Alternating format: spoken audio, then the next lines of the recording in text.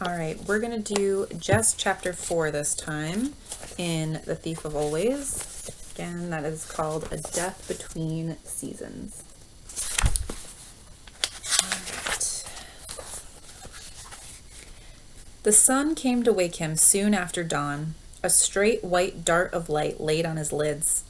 He sat up with a start, wondering for a moment what bed this was, what room, what house. Then his memories of the previous day returned, and he realized that he'd slept through from late afternoon to early morning. The rest had strengthened him. He felt energetic, and with a whoop of pleasure he jumped out of bed and got dressed. The house was more welcoming than ever today. The flowers Mrs. Griffin had set on every table and sill singing with color. The front door stood open, and sliding down the gleaming banisters, Harvey raced out onto the porch to inspect the morning. A surprise awaited him. The trees, which had been heavy with leaves the previous afternoon, had shed their canopies. There were new, tiny buds on every branch and twig, as though this were the first day of spring.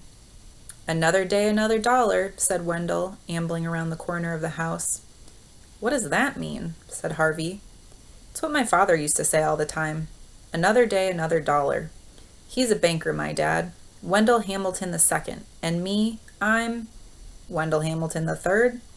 How'd you know?" "Lucky guess. I'm Harvey." "Yeah, I know. D'you like tree houses?" "I never had one." Wendell pointed up at the tallest tree. There was a platform perched among the branches with a rudimentary house built upon it. "I've been working up there for weeks," said Wendell, "but I can't get it finished alone. You want to help me?" "Sure, but I've got to eat something first." "Go eat. I'll be around." Harvey headed back inside and found Mrs. Griffin setting out a breakfast fit for a prince. There was milk split on the floor, there was milk spilt on the floor, and a cat with a tail hooked like a question mark lapping it up. "Clue cat," he said. "Yes, indeed," Mrs. Griffin said fondly. "He's the wicked one." Clue cat looked up as if he knew he was being talked about. Then he jumped onto the table and searched among the plates of pancakes and waffles for something more to eat. "Can he do whatever he likes?" Harvey said, watching the cat sniff at this and that. "I mean, does nobody control him?" "Ah, well, we all have somebody watching over us, don't we?" Mrs. Griffin replied, "whether we like it or not. Now eat. You've got some wonderful times ahead of you." Harvey didn't need a second invitation. He dug into his second meal at the holiday house with even more appetite than he had the first, and then headed out to meet the day. Oh, what a day it was! The breeze was warm and smelled of the green scent of growing things. The perfect sky was full of swooping birds. He sauntered through the grass, his hands in his pockets, like the lord of all he surveyed, calling to Wendell as he approached the trees. "Can I come up?" "If you've got a head for heights," Wendell dared him. The ladder creaked as he climbed, but he made the platform without missing a step. Wendell was impressed. "Not bad for a new boy," he said. "We had 2 kids here who couldn't even get halfway up." "Where'd they go?"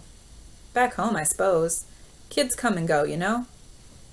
Harvey peered out through the branches upon which every bud was bursting. "You can't see much, can you?" he said. "I mean, there's no sign of the town at all." "Who cares?" says Wendell. "It's just gray out there anyway."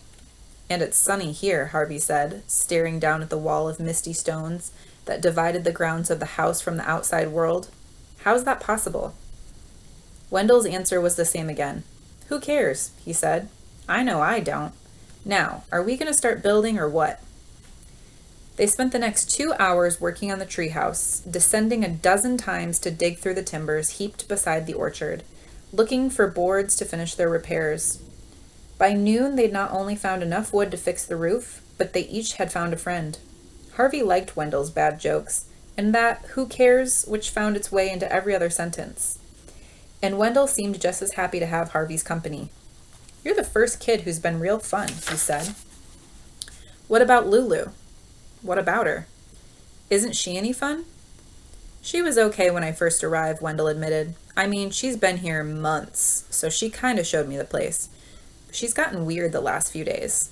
I see her sometimes wandering around like she's sleepwalking, with a blank expression on her face." "She's probably going crazy," Harvey said. "Her brain's turning to mush." "Do you know about that stuff?" Wendell wanted to know. his face lighting up with ghoulish delight. Sure I do, Harvey lied. My dad's a surgeon. Wendell was most impressed by this, and for the next few minutes listened in gaping envy as Harvey told him about all the operations he'd seen. Skulls sawn open and legs sawn off, feet sewn on where hands used to be, and a man with a boil on his behind that grew into a talking head. You swear, said Wendell. I swear, said Harvey. That's so cool. All this talk brought on a fierce hunger, and at Wendell's suggestion they climbed down the ladder and wandered into the house to eat. What do you want to do this afternoon? He asked Harvey as they sat down at the table. It's going to be real hot. It always is. Is there anywhere we can swim? Wendell frowned. Well, yes, he said doubtfully. There's a lake around the other side of the house, but you won't like it much. Why not? The water's so deep you can't even see the bottom. Are there any fish? Oh, sure. Maybe we could catch some. Mrs. Griffin could cook 'em up for us.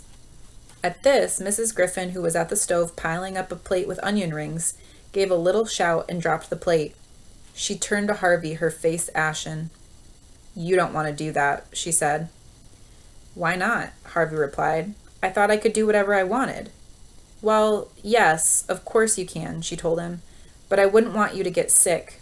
The fish are poisonous, you see. Oh, said Harvey.